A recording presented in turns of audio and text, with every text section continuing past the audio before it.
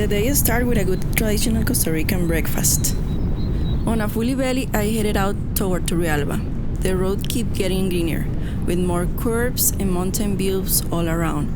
The sky was mostly blue with a few clouds moving through, and the weather was just right for what was coming. As I got closer, the pavement ended and turned into a gravel road that crosses a dairy farm. A few more minutes down the road, and two clear signs told me I had arrived: a gate and a small wooden cabin that works as the reception. That's where the hike begins. Before starting the hike, I spent a moment in the parking area. From there, you can get an amazing view of the Turrialba volcano. Besides the cows, I also saw some farm animals, like a few sheep almost hiding in the grass. It was a nice little pause before starting the walk.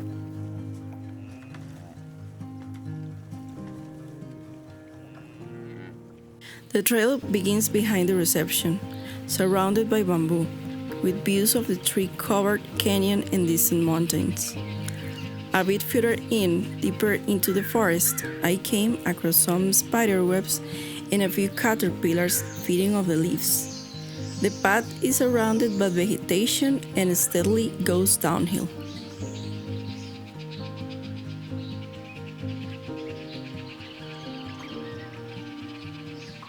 After about 20 minutes of walking, I reached the waterfalls. The first two waterfalls show up right in front of you. The area is wide open and with space to walk around, take a break, or even get in the water. In fact, when I arrived, there were already a few people enjoying the spot.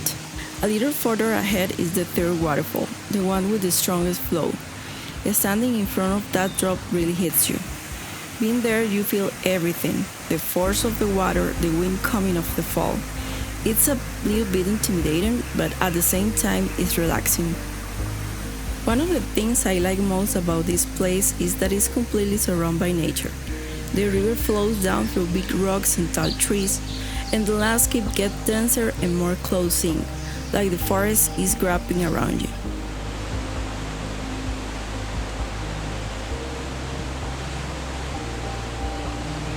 Seeing all three from above, separated by the trees, really show how hidden this place is. It doesn't feel like somewhere a lot of people have been.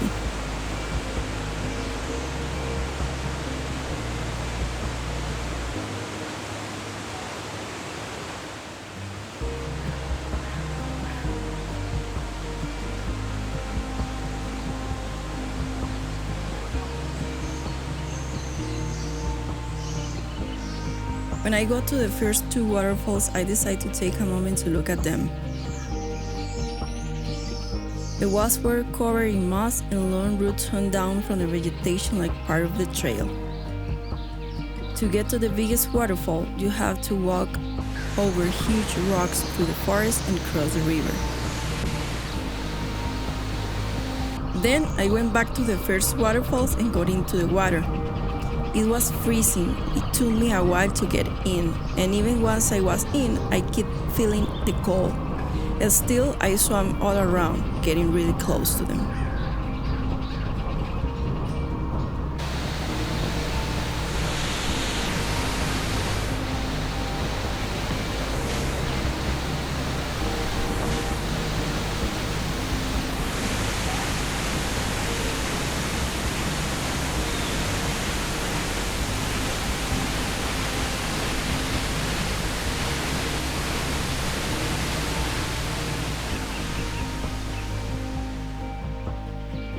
I'm heading out along the gravel road, surrounded by cows and dairy farms. I love Las Trillizas, and even though I missed the fourth waterfall, I've got a reason to come back.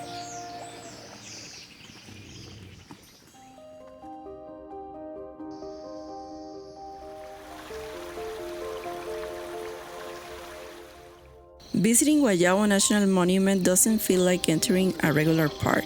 From the moment you arrive, there's a sense of mystery. Dense vegetation covers the area and much of it is still buried underground. Guayabo is the most important pre-Columbian city ever discovered in Costa Rica. It's believed to have been inhabited from around 1000 BC to 1400 AD. but to this day, no one knows for sure who its people were. What we do know is that they built a remarkably advanced city for their time. There are stone roads, mounds, canals, housing foundations, and an aqueduct system that still works, even during heavy rains. It's estimated that between 2,000 and 10,000 people live here. Strangely, the site was abandoned long before the Spanish arrived, with no clear sign of war or disaster. The reason remains a mystery. Some believe Guayabo was a ceremonial center. Others think it was a key trading hub between the Caribbean and the Pacific. And there are those who believe it was all that at once. As you walk along the trails, carefully designed to go around the original structures, it's hard not to picture what life might have been like here. The planning, the engineering, and the location speak volumes, even in silence. There are no glass displays or museum lights here. What you get is forest, stone, and a story that hasn't been fully told yet.